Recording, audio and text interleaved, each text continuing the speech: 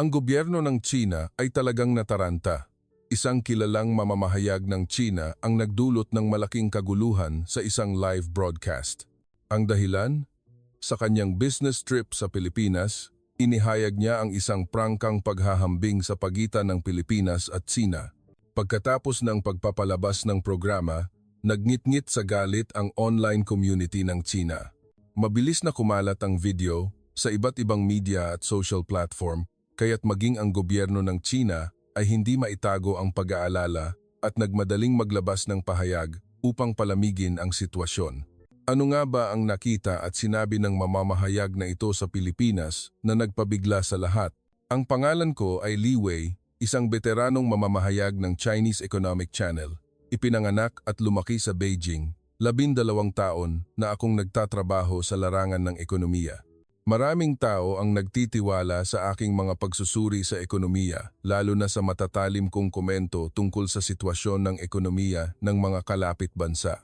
Para sa akin, ang ekonomiya ng Pilipinas ay hinding-hindi makakabangga sa China. Matagal na itong nahuhuli. Ang live broadcast noong nakaraang linggo kung saan iginiit ko ang pahayag na ito ay labis na ikinatuwa ng mga manonood. Ang aming social media ay walang tigil na binabaha ng mga artikulo tungkol sa di umano'y pagkamuhi ng mga Pilipino sa mga Chino.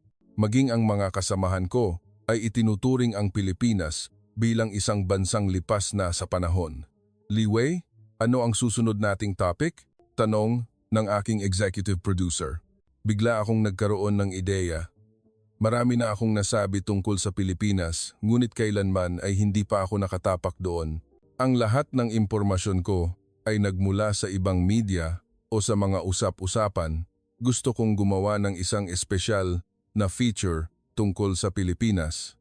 Ako mismo ang pupunta doon upang magtrabaho. Nagulat ang aking executive producer.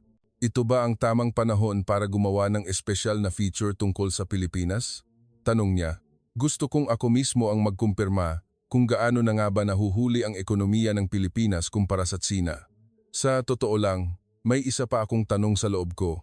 Ano ba talaga ang Pilipinas? Ang pagiging mausisa na ito ang nagtulak sa akin.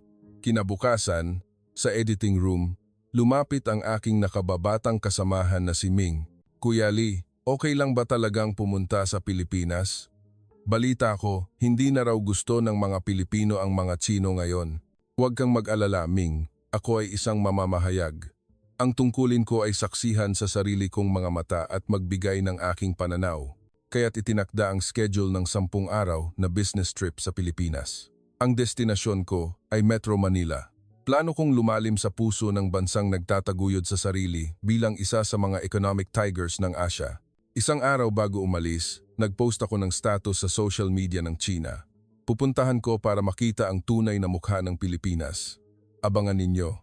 Maraming tagahanga ang nag-iwan ng suportang komento. Ngunit mayroon ding nagsabi, ipakita mo sa amin ang pagbagsak ng Pilipinas. Habang nagbubook ako ng tiket ng eroplano, hotel, at nagpaplano ng mga interview, may kaunting pag-aalinlangan sa aking puso. Tama ba talaga ang lahat ng sinabi ko sa loob ng mahabang panahon? Ngunit mabilis ko itong pinalayas.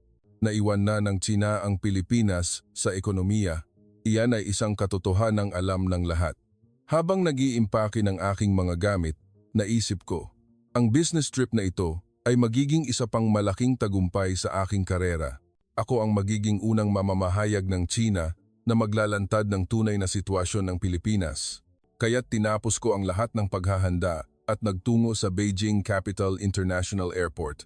Wala akong ideya sa panahong iyon kung gaano kalaking epekto ang haharapin ko mula sa biyaheng ito.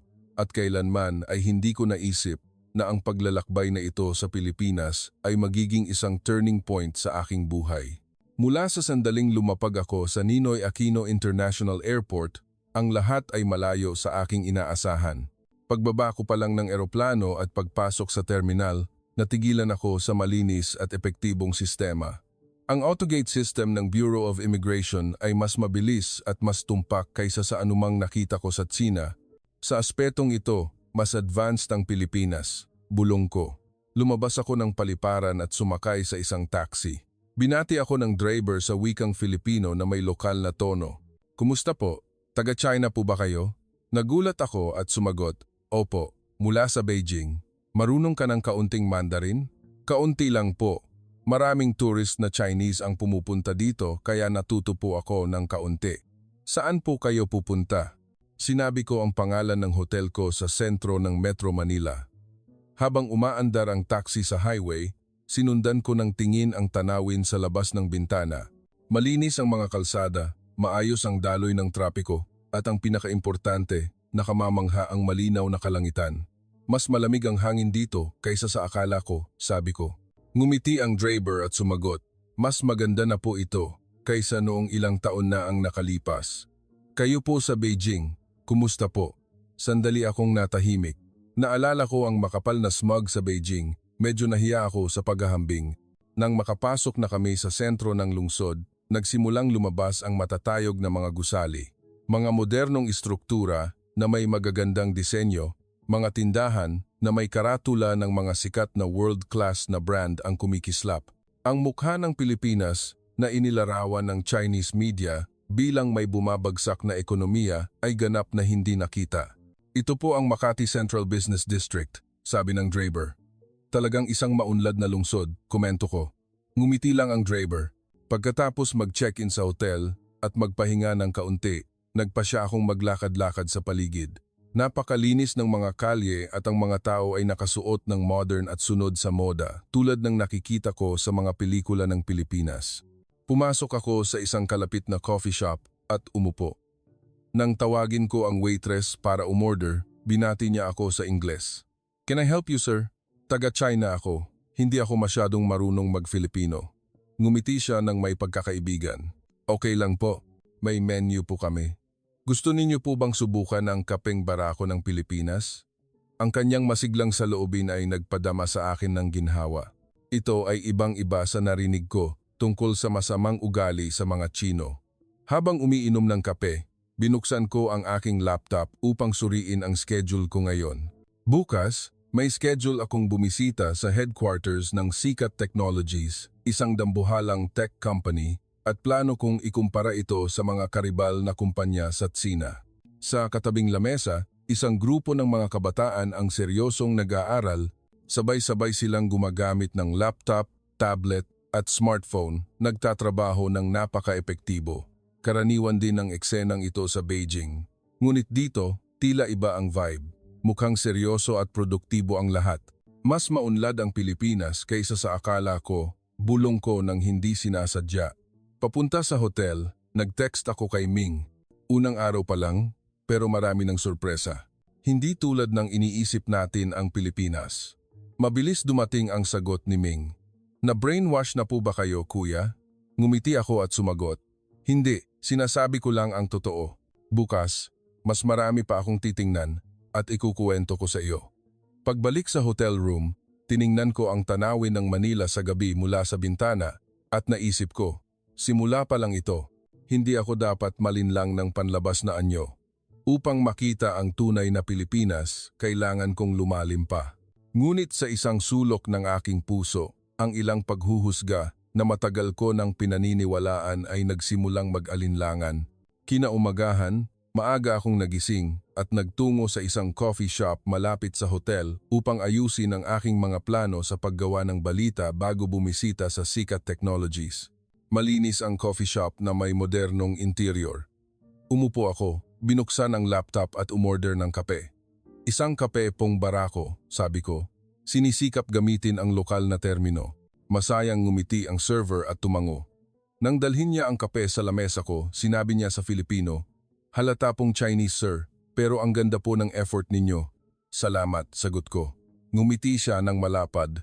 Habang naghahanap ako ng impormasyon tungkol sa Sikat Technologies, isang lalaki sa katabing lamesa ang bumati sa akin sa Ingles. Are you from China? Opo, mula sa Beijing. Paano ninyo nalaman? Narinig ko po ang boses ninyo kanina. Nagtrabaho ako sa Shanghai ng 3 taon. Nagkaroon kami ng mahabang pag-uusap. Mula sa pag-uusap na iyon, marami akong natutunan tungkol sa business environment sa Pilipinas at Tsina. Wala siyang sinabing negatibo tungkol sa China, pinuri pa nga niya ang bilis ng pag-unlad doon. Ito ay ibang-iba sa mga tsismis na galit ang mga Pilipino sa mga Tsino. Nang matapos ang aming pag-uusap at magbabayad na sana ako, napansin kong wala na ang aking wallet. Sinuri ko ang lahat ng bulsa ng aking damit, pantalon at briefcase, ngunit hindi ko ito mahanap. Nagsimulang mamawis ang aking noo. Lahat ng mahahalagang papel, pera at ID ay nandoon. Nagmadali akong tumawag kay Ming. Nawawala ang wallet ko. Kailangan kong balikan lahat ng pinuntahan ko kahapon. Kuya, napakababa ng posibilidad na mahanap pa iyan. Balita ko, marami ring pickpocket sa Pilipinas. Ang salita ni Ming ay lalo pang nagpabigat sa aking damdamin.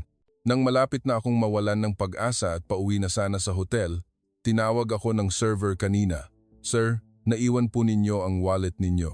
Lumingon ako at nakita ang server na may hawak na wallet ko. Hindi ako makapaniwala. Binuksan ko ito.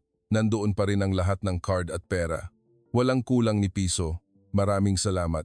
Saan mo ito nakita? Sa sink po sa restroom. Buti na lang po natandaan ko ang mukha ninyo kaya nakita ko. Ramdam ko ang tunay na sinseridad mula sa kanyang ngiti. Sinubukan kong bigyan siya ng kaunting tip bilang pasasalamat, ngunit umiling siya. Wala po iyon, sir. Tungkulin ko po ito. Sa sandaling iyon, naisip ko. Mangyayari ba ito sa Beijing? Sa totoo lang, kung nawala ang wallet ko doon, gaano karaming porsyento ang posibilidad na maibalik ito?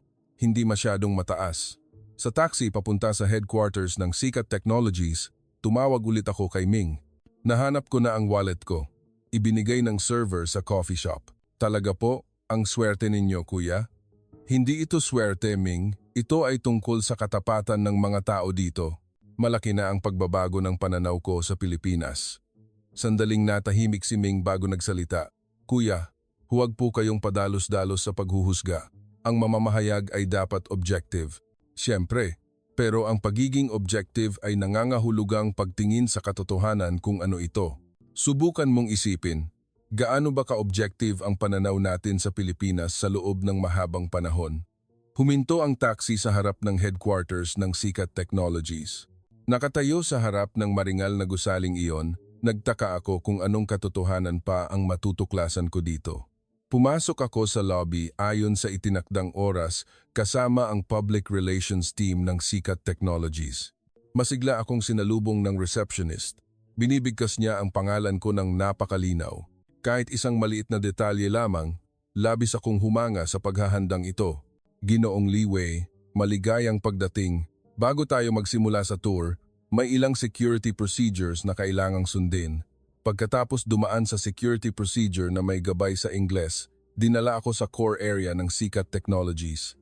Ang teknolohiya at sistema na nakita ko dito ay mas advanced kaysa sa akala ko. Sa loob ng aking puso, nagsimula akong umamin na matagal pa bago makahabol ang China. Ito ang simula ng pagbagsak ng mga paghuhusga sa aking kalooban. Pagkatapos ng tour sa Sikat Technologies, nagtungo ako sa isang coffee shop malapit sa Manila Bay. Binuksan ko ang aking laptop upang ayusin ang content ng paggawa ko ng balita para sa araw na iyon. Ang pagtingin sa advanced technology at mga research facilities sa Sikat Technologies ay talagang isang shock. Ibang-iba ito sa imahe ng mga kumpanya sa Pilipinas na inilarawan ng Chinese media bilang nawalan na ng competitiveness.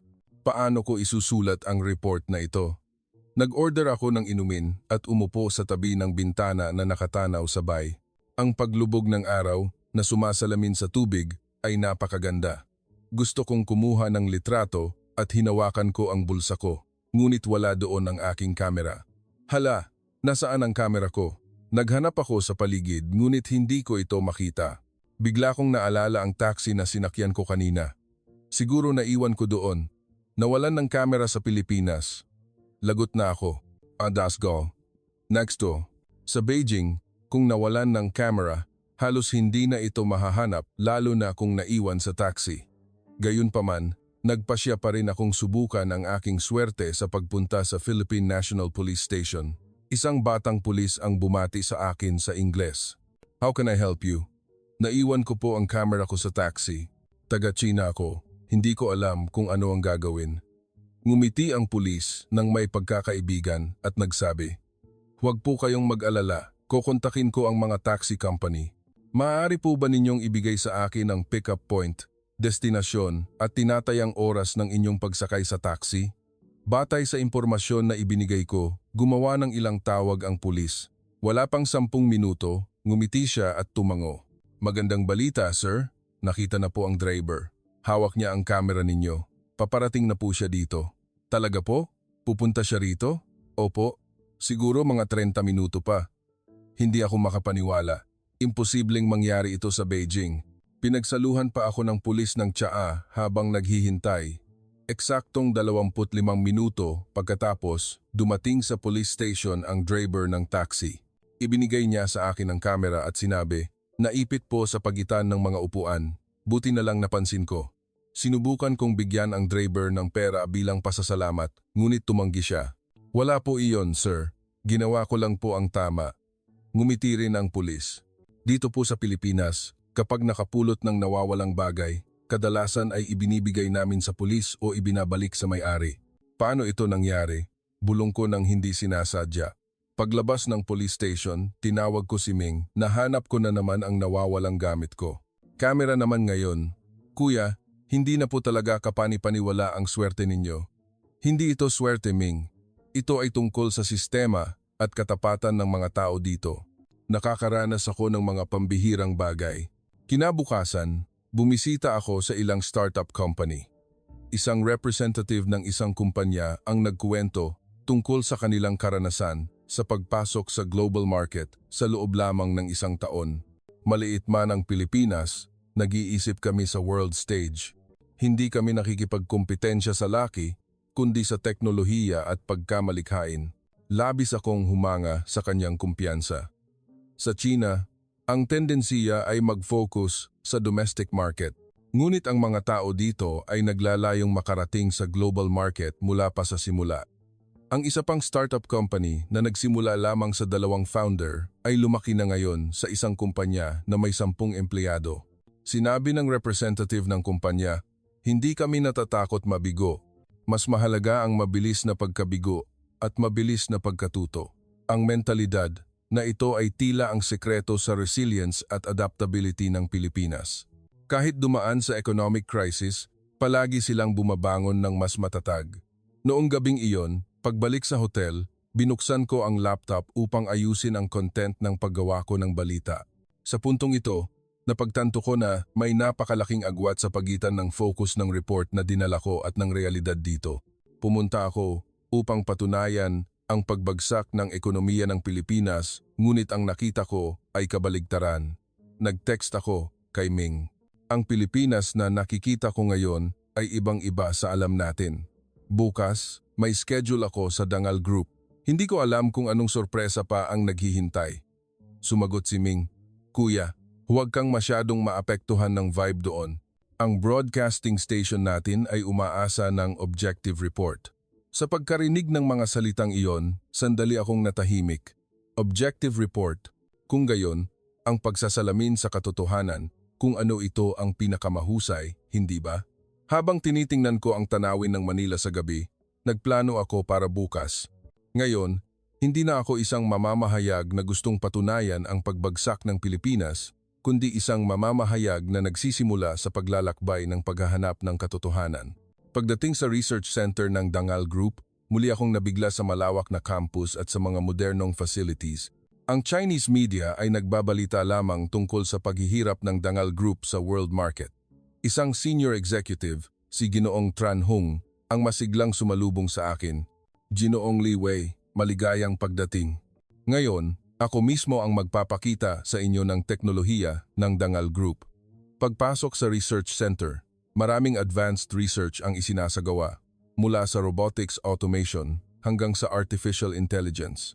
Lalo na, ang precision manufacturing technology ng Dangal Group ay nasa world-class level.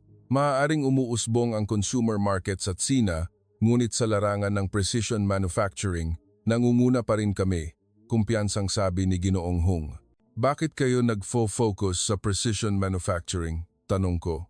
Ang competitiveness sa hinaharap ay nasa quality at hindi sa quantity. Ang hinahabol namin ay ang quality na kinikilala ng mundo ang Pilipinas. Sa pagkarinig ng kanyang paliwanag, Inihambing ko ito sa strategy ng manufacturing industry sa Tsina. Naghahanap ng iba pang posibilidad ang Pilipinas. Kaya pala ang Pilipinas ay isang bansang may advanced technology, bulong ko, nang hindi sinasadya. Sa tanghalian, dinala ako ni Ginoong Hung sa kantin ng kumpanya. Ang ikinagulat ko ay napakaraming foreign engineer doon. Aktibo kaming nagre-recruit ng global talent. Mas mahalaga ang kakayahan kaysa sa nasyonalidad. Maybe costo na quo. Amao love bows. Sa China, hindi madali ang pag-hire ng foreign labor, ngunit mas bukas ang Pilipinas. Natutunan ko na ang diversity ay nagdudulot ng innovation. Noong hapon, binisita ko ang design center ng Dangal Group.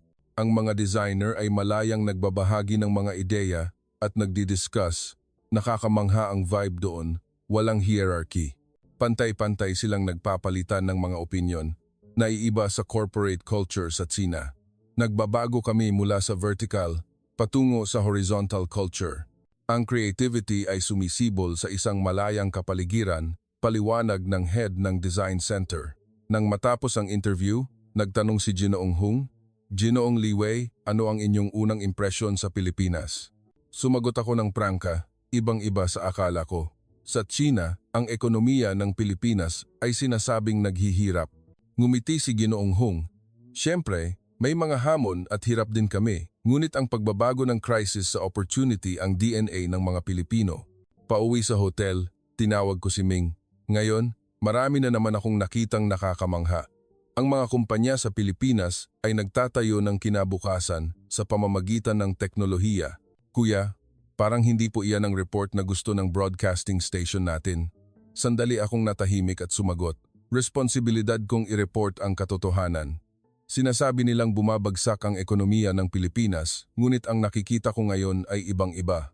Noong gabi, bumisita ako sa isang lokal na TV station at nakilala ang executive producer ng programa sa ekonomiya, si Ginang Mai. Prangka siyang nagsalita tungkol sa realidad ng ekonomiya ng Pilipinas. "Marami rin kaming problema, kawalan ng trabaho sa mga kabataan, pagtaas ng presyo ng lupa, mababang birth rate. Ngunit hindi namin itinatago ang mga problemang ito. Tinitingnan namin ito ng hayagan." Labis akong naantig sa kanyang pagiging bukas. Sa Tsina, may tendensiya na itago ang mga problema sa ekonomiya kaysa aminin ito. Ang transparency ang unang hakbang para lutasin ang problema, hindi ba? Sabi ko, tumango si Ginang Mai. "Tama po. Inaamin namin ang problema at magkasama kaming naghahanap ng solusyon." Pagbalik sa hotel habang inaayos ang content ng interview para sa araw na iyon, naisip ko na kung talagang gusto kong iparating ang katotohanan, kailangan kong suriin muli ang lahat ng nasabi ko tungkol sa Pilipinas. Ang aking perception ay nagbabago bawat araw. Sa nalalabing oras ng aking business trip, gusto kong mas laliman pa ang pag-unawa ko sa Pilipinas. Kinabukasan, bumisita ako sa pambansang himpilan ng balita ng Pilipinas. Gusto kong makita mismo kung paano ginawa ang mga balita na may kaugnayan sa Tsina na dati kong napanood sa lobby ng PHB. Isang executive producer na nagngangalang Ginoong Antuan ang sumalubong sa akin. "Ginoong Li Wei, maligayang pagdating. Ngayon, naghanda kami ng station tour at isang interview para sa inyo." Dinala ako sa loob ng TV station. Pinatingnan ng news studio, editing room at iba pang lugar. Nakakamangha ang bukas na vibe sa newsroom. Ang mga mamamahayag ay aktibong nagdi-discuss para ihanda ang kanilang mga balita. "Nag-operate po ba ito ng 24 oras? Tanong ko. "Opo, ang balita ay hindi natutulog. Lagi kaming nagsisikap na magbigay ng pinakatumpak na impormasyon sa mga manonood." Lumipat kami sa interview room at umupo ako sa tapat ni Ginoong Tuan. Interesado siya sa aking karanasan sa media industry. "Ginoong Li Wei, sa Tsina, paano po kayo gumawa ng balita tungkol sa Pilipinas?" Sumagot ako ng prangka.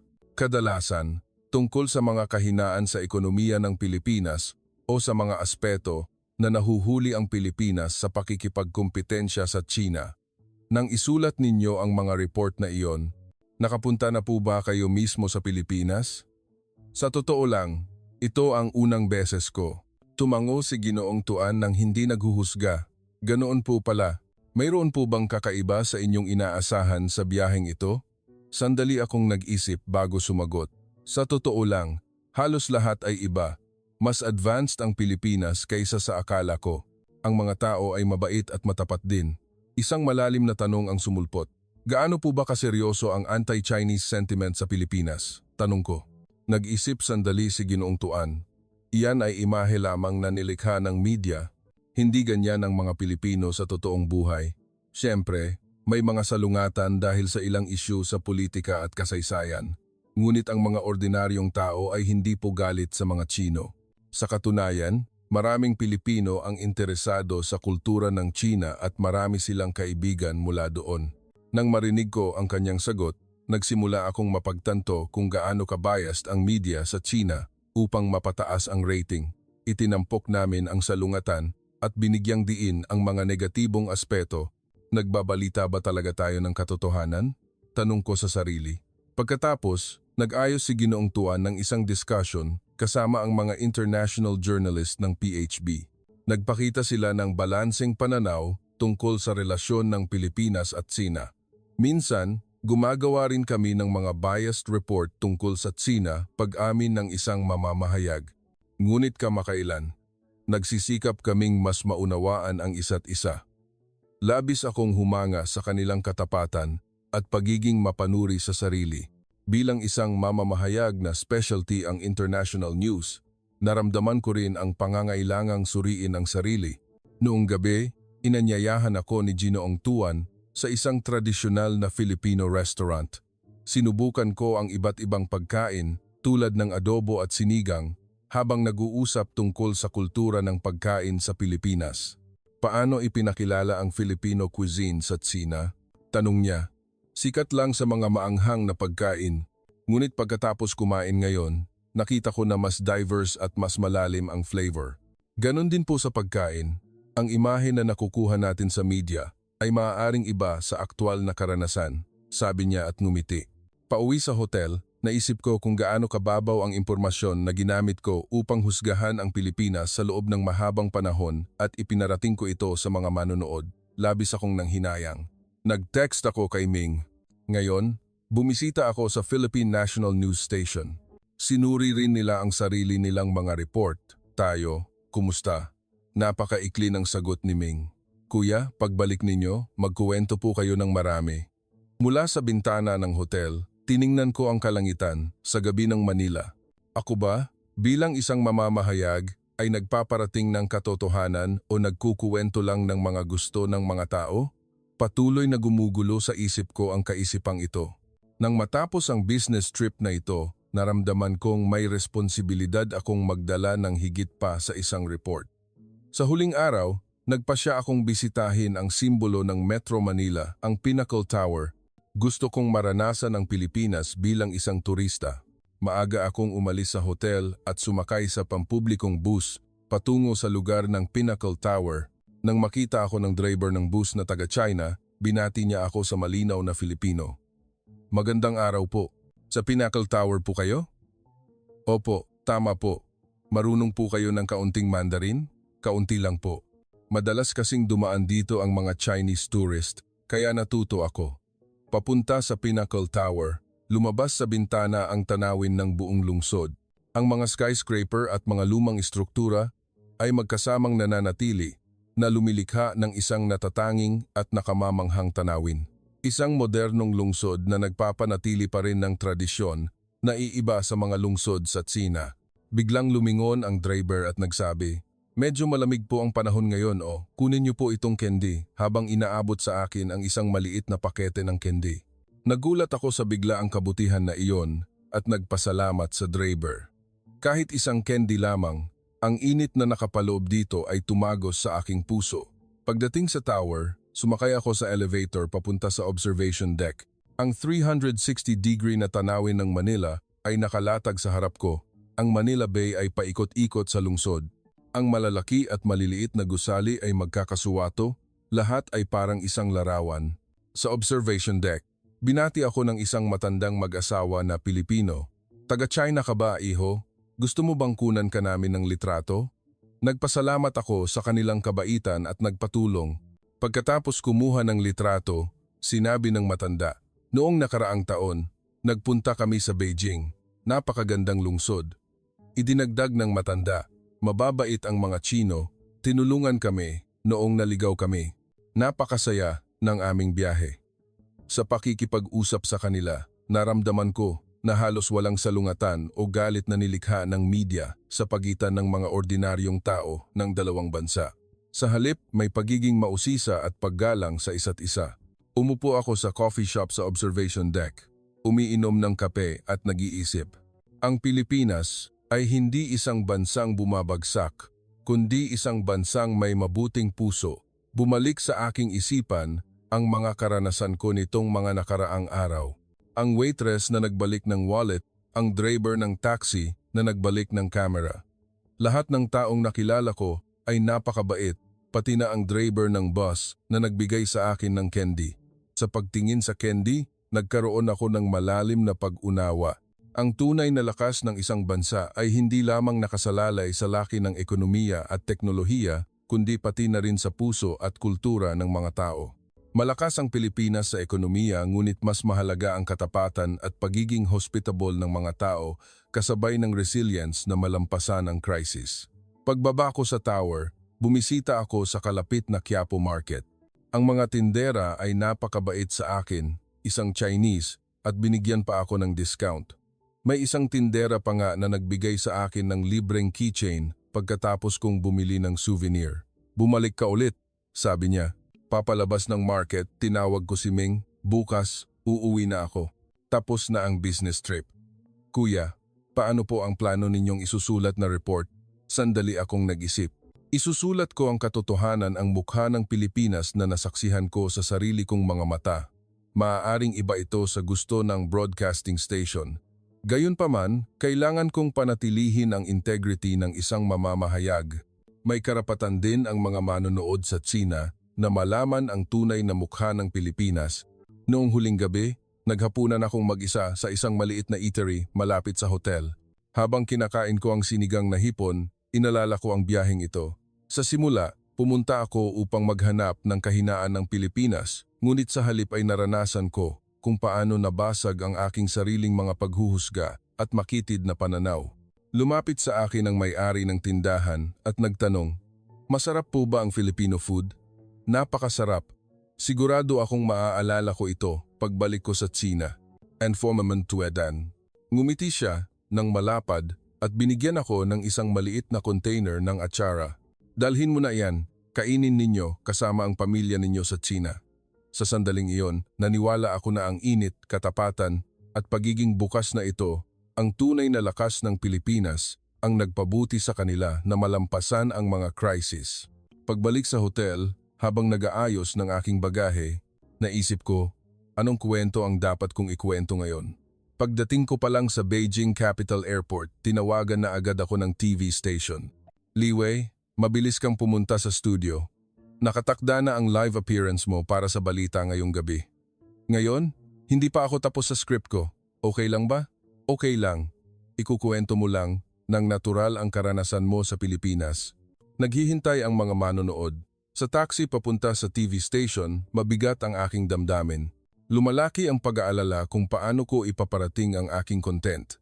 Kung sasabihin ko ang katotohanan, maraming tao ang hindi magiging komportable. Kung pananatilihin ko ang luma kong pananaw, hindi ito papayagan ng aking konsensya. Pagdating sa TV station, sinalubong ako ni Ming sa lobby. "Kuya, nakabalik na kayo? Sobrang inaabangan ang special report na ito tungkol sa Pilipinas. Siguradong mataas ang rating." "Ming, kung sasabihin ko ang katotohanan, ano ang mangyayari?" Sandali siyang natahimik at maingat na sumagot. "Desisyon niyo po iyan, kuya, pero gusto ng mga manonood na marinig ang tungkol sa mga kahinaan ng Pilipinas." Sa makeup room, pagkatapos maghanda, pumasok ako sa studio. Bumukas ang pulang ilaw. Nagsimula na ang live broadcast. "Magandang gabi, mga manonood. Ngayon, mayroon tayong espesyal na bisita. Si Mamamahayag Liwei na kararating lamang mula sa isang espesyal na business trip sa Pilipinas. Ginoong Liwei, kumusta po ang sitwasyon doon?" Huminga ako ng malalim at sumagot. "Ang Pilipinas na nakita ko ay ibang-iba sa Pilipinas na alam natin." Natahimik ang buong studio. Ang Pilipinas ay sinasabing bumabagsak sa ekonomiya, ngunit ang mga kumpanya na binisita ko ay may world-class technology. Ang sikat technologies at Dangal Group ay nangunguna pa rin sa innovation. Napakaraming startup company ang naglalayon sa global market. Nag-aalala ang host at sumingit. Ngunit bumagal po ang economic growth ng Pilipinas nitong mga nakaraang taon. May mga statistic po tayo. Lahat po ng bansa ay nahaharap sa mga hamon sa ekonomiya. Ngunit ang lakas ng Pilipinas ay nasa resilience na baguhin ang crisis sa opportunity. Hindi nila itinatago ang problema. Tinitingnan nila ito ng hayagan at naghahanap ng solusyon. Kumunot ang mukha ng host. Hindi po iyan ang inaasahang sagot. Kaya, kumusta naman po ang anti-Chinese sentiment? Naramdaman po ba ninyo? Walang pag-aalinlangan akong sumagot. Iyan din ay iba sa alam natin. Ang mga Pilipinong nakilala ko ay halos lahat ay mabait at matapat. Ang nawawala kong wallet at camera ay ibinalik ng walang kulang. Marami ring nagpakita ng maliliit na kabutihan. Okay, habang live broadcast, nagsimulang mag-react ng husto ang social media. Na-brainwash na si Li Wei ng Pilipinas. Siguradong nakatanggap siya ng pera mula sa Pilipinas. Bumabaha ang mga ganoong komento. Ngunit patuloy akong nagsalita. Madalas tayong magkaroon ng bias na pananaw sa ibang bansa sa pamamagitan ng media. Ganoon din ako. Ngunit pagkatapos maranasan ko mismo, iba ang katotohanan. Ang Pilipinas ay isang bansang maaari nating makipagkumpetensya, ngunit marami rin tayong matututunan. Nagmamadaling sumenyas ang executive producer sa likod ng kamera upang tapusin ang programa. Ngunit gusto kong sabihin ang huling salita. Ang katotohanan ay malalaman lamang sa pamamagitan ng personal na pagsaksi. Mga manonood, kapag nakarinig kayo ng mga kwento tungkol sa ibang bansa, isipin ninyo mula sa maraming pananaw. Natapos ang broadcast. Paglabas ko sa studio, nilapitan ako ng executive producer, si Ginoong Wang, na galit na galit. Li Wei, anong nangyari? Hindi ito ang content na gusto namin. Kalmado akong sumagot. Ginagawa ko lang po ang tungkulin ng isang mamamahayag, ang ikuwento ang katotohanan na nakita at naranasan ko. Pagbalik sa office, habang inaayos ko ang aking lamesa, dahan-dahang lumapit si Ming. Kuya Lee, ang galing ninyo. Sana, ganoon din ako katapang. Ngumiti ako. Hindi ito tapang, Ming. Ito ay responsibilidad. Bilang mamamahayag, may obligasyon tayong iparating ang katotohanan. Noong gabing iyon, bumaha ang social media ko ng halo-halong mensahe ng kritisismo at suporta, ngunit naramdaman ko ang kapayapaan sa aking puso. Sa unang pagkakataon pagkatapos ng mahabang panahon, naramdaman kong nagawa ko ang tungkulin ng isang tunay na mamamahayag. Pauwi sa bahay, kinuha ko ang pakete ng candy mula sa Pilipinas at kumain ng isa. Habang tinatamasa ko ang tamis, naalala ko ang tanawin ng Manila na nakita ko mula sa Pinnacle Tower. Ang Pilipinas ay hindi isang bansang bumabagsak, kundi isang bansang may mabuting puso. Sa pamamagitan ng karanasang ito, nagpasya akong maging mas mahusay na mamamahayag, mas mahusay na tao. Pagkatapos nito, para sa anumang bansa o sinuman, hindi ako maghuhusga ng madali bago ko ito masaksihan at maranasan ng personal. Mula noon, nagsimula ako ng isang serye ng in-depth reports tungkol sa iba't ibang bansa at kultura. Ang report tungkol sa Pilipinas ay naging kontrobersyal sa simula, ngunit unti-unti maraming manonood ang nagsimulang tanggapin ang bago kong pananaw, ang pagparating ng katotohanan at hindi ang kuwentong gusto ng mga tao. Iyan ang tunay na misyon ng isang mamamahayag na natutunan kong muli sa business trip na ito sa Pilipinas. Ngayon, tuwing umaga pagpasok ko sa office, tinitingnan ko ang keychain na dinala ko mula sa Pilipinas.